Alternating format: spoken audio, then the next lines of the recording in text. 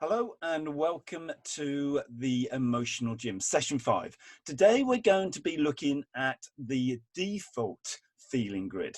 Now, in my last video, we were exploring the feeling grid, the kind of mad, sad, glad, and scared in equal ways. So I was kind of trying to describe that if we can access, we can feel and express those emotions, the right one at the right time, and we're kind of quite emotionally fit.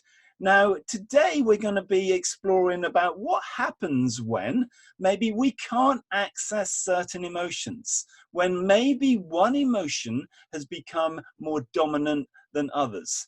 Now, there is a reason for this when we have a default emotional grid, feeling grid, is that maybe we have been told, we have heard messages from society or from our parents that actually those kind of emotions are good or bad to share. Some emotions are negative, some emotions are positive. Now, if we look at the particular feeling grid behind me, where mad has become quite dominant, quite a monster. Now, this I would suggest, not all, but for many men, this is a typical emotional grid. Now, I kind of know this because I've used this grid with hundreds of boys and men, and they all nod along to it like this really makes sense for them. So I kind of know that this is fairly true for maybe the majority of men. So let's just explore this a little bit. So if we just go down to the small sad bit, what messages have boys and men learned? Well, we all know the classic message, big boys don't cry. Therefore, what have they learned? Well, I shouldn't show sadness. I shouldn't cry because that isn't manly, or that's not what I would do. So they've kind of had to reduce that feeling, emotional expression. Now, if we go down to sadness, it's quite another one, quite small, scaredness. So when we're scared, what are the message that we have learned? Well, we've learned that you've got to be tough, you've got to be strong, you should show no fear. So ultimately, we have kind of lost touch with our fear or our scared sense. Now, even the glad sense, which is kind of a little bit bigger on this default grid, a lot of boys and men have learned, well, don't be too giggly, don't be too funny, just be cool. And, if you've got to be funny, well, kind of be cruel with your jokes, try and put someone else down.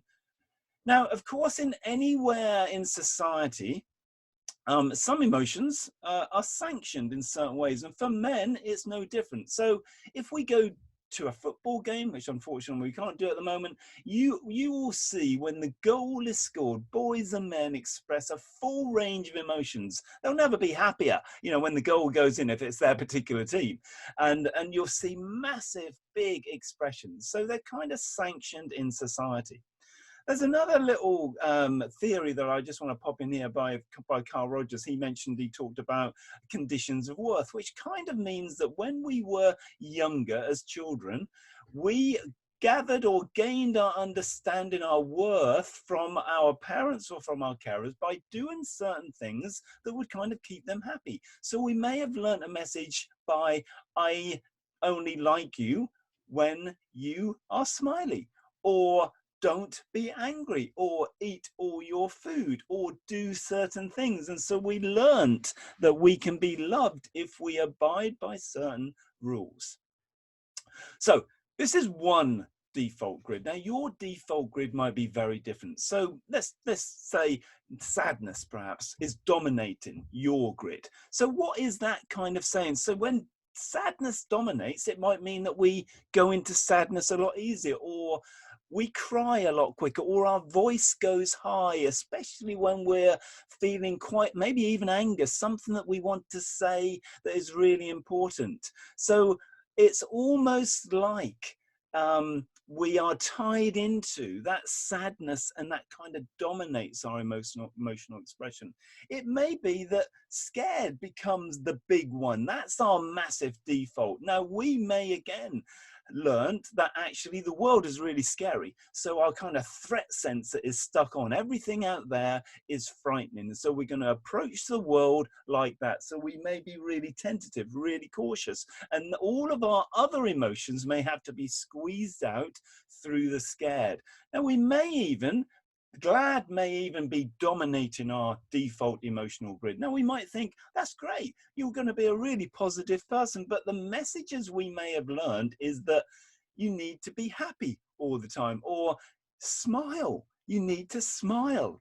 And almost like, and we may have also learned that if we smile and if we are happy, then other people will be happy, or that is a way of avoiding conflict. And so all of our other emotions may be squeezed out through gladness. So we may not be able to access our anger, our madness, or our sadness, or our fear.